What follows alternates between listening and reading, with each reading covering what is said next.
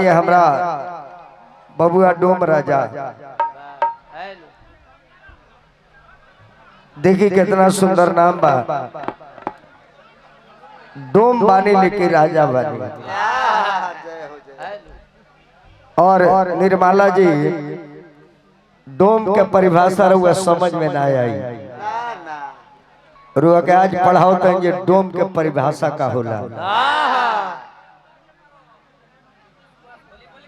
सुभाष बाबा परम आदरणीय श्री सुभाष बाबा जी 100 रुपया दिलो बनी हार्दिक गोड़ लागत नहीं आशीर्वाद के कामना सब ठीक बा।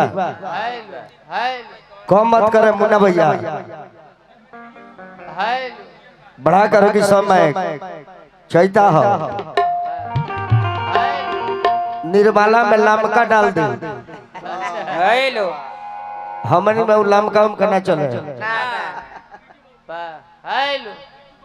बीटू बाबू निर्मला में जितना लमका होके वो सब डाल दे।